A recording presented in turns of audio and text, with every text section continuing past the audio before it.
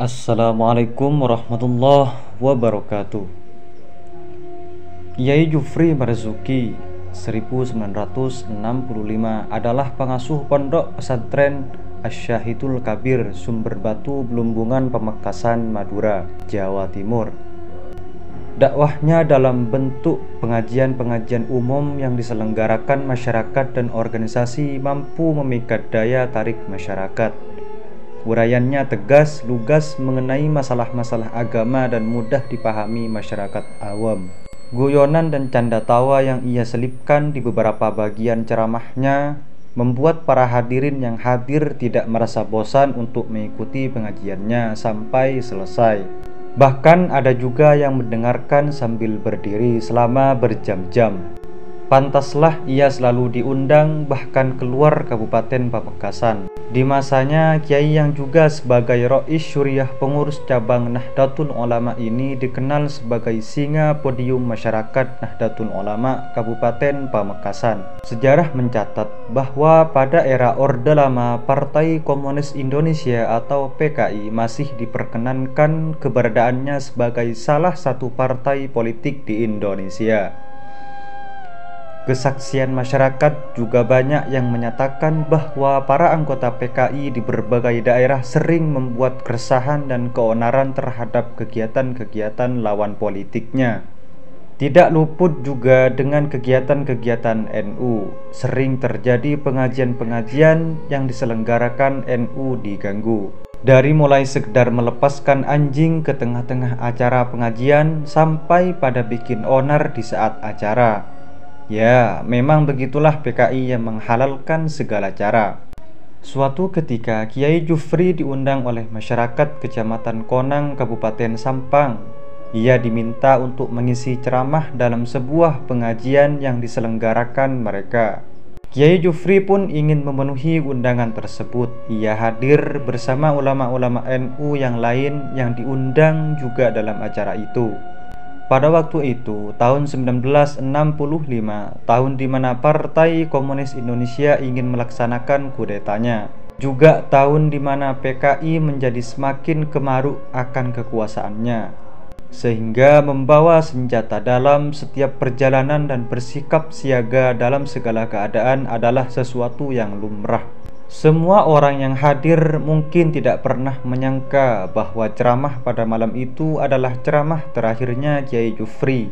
Namun sepertinya Kiai Jufri sudah berfirasat tidak baik sebelumnya. Ketika di tengah perjalanan, sebagaimana kebiasaan para kiai masa itu, biasanya berkendaraan kuda dalam sebuah perjalanan. Kiai Jufri berkata pada Kiai Mahfud yang menemaninya di perjalanan, "Saya lupa tidak membawa sekep, ketinggalan di rumah. Bagaimana ini?" Ucap Kiai Jufri. "Ya, diambil saja mas, kondisi keamanan sekarang ini keadaannya berbahaya," jawab Kiai Mahfud. "Ah, tidaklah, nanti acaranya segera dimulai," jawab Kiai Jufri menepis firasat tidak baiknya itu. Dan kehendak Allah pun terjadi. Ketika acara itu berakhir dan Kiai hendak pulang, ada seseorang yang mengaku bernama Sarfin berniat ingin menemaninya pulang.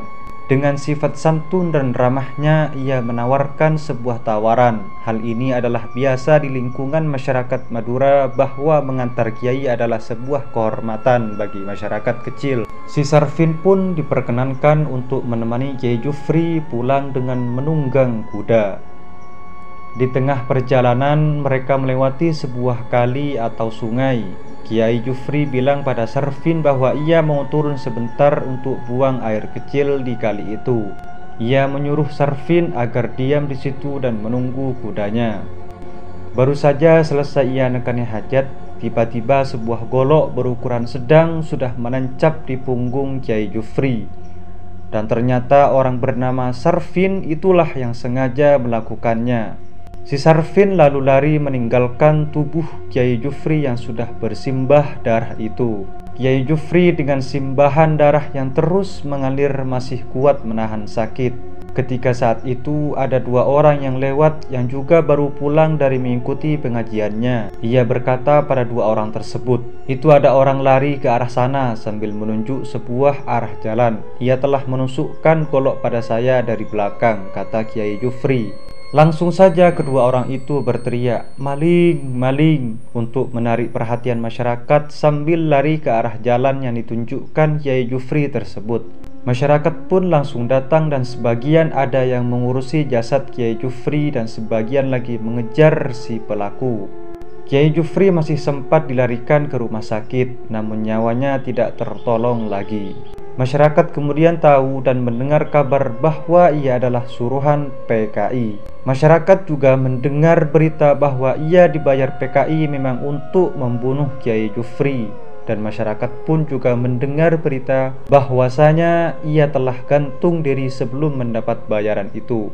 Sedangkan Kiai Jufri, ia wafat di rumah sakit tersebut dan dimakamkan di pemakaman di pesantrennya. Ribuan orang hadir dalam acara pemakamannya mengiringi penguburan jasadnya. Tidak luput juga para pengurus NU dan ulama-ulama Madura juga hadir.